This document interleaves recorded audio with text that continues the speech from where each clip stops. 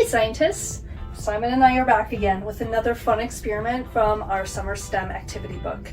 This experiment is going to be an engineering experiment, and we are going to make something called a barometer.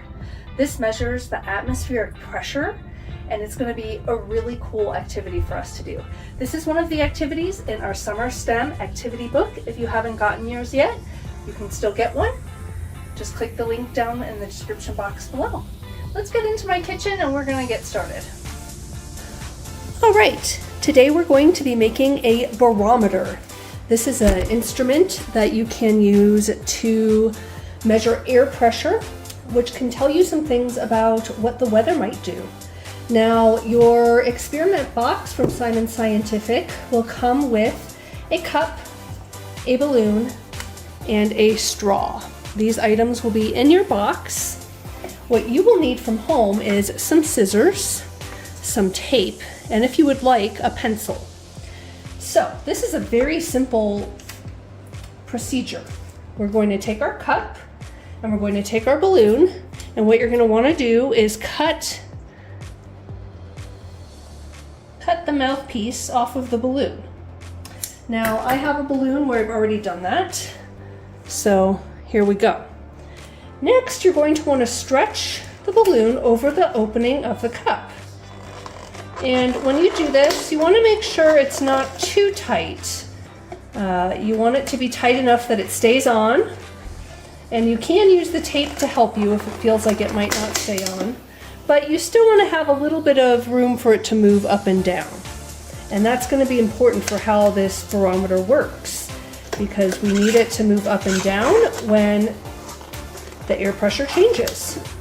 So here I just have my balloon, it's wrapped around, and then the next thing I'm going to do is tear off a piece of tape and take my straw. So then we're going to tape our straw on there, and that is literally all you have to do to make a barometer. You can see that this moves up and down. And what happens is when there is high air pressure, it's going to push down on this balloon. The air has pressure and a force that will push down on the balloon, and it will move this straw up. And, whoops, my tape's coming off.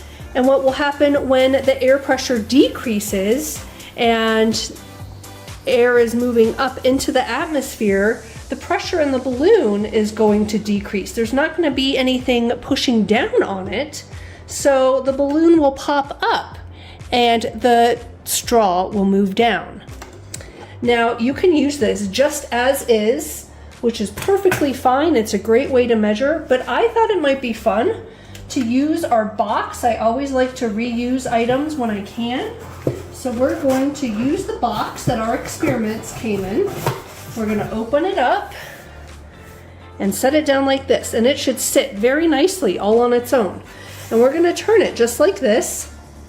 And what we can do is we can stick our barometer inside here. And then what we can do is use our pencil. You could use a pen or a marker or whatever you would like. And we can actually mark on here to keep track of the different pressures that we're seeing. So today our pressure is right here. But maybe tomorrow the clouds are going to come in. It's going to cause a decrease in pressure. This balloon is going to raise up as the pressure decreases, and as it does that, you can see my straw move down.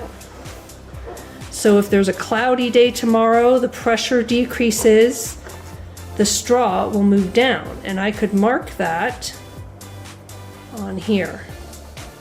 Now maybe the clouds clear away, the pressure increases, it pushes down on this balloon, and our straw moves up.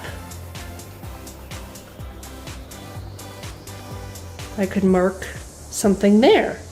And this could be a fun summer project to just keep track of how your barometer changes over time and whether or not it corresponds to the weather that you see outside. You could even do something like maybe drawing a little sunshine here when the barometer was at this height, it was sunny outside. And oh, when the barometer moved down here, I saw some clouds and it was raining. Maybe I saw some lightning. And so this could be a really fun summer project for you to keep track of the air pressure in your area. Thanks so much for joining Simon and I today as we made a barometer. I hope that you learned something and that you had fun.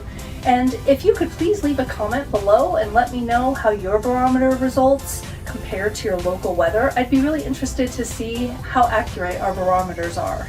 And maybe we can learn how to engineer one that's more accurate in the future. But until next time, keep discovering.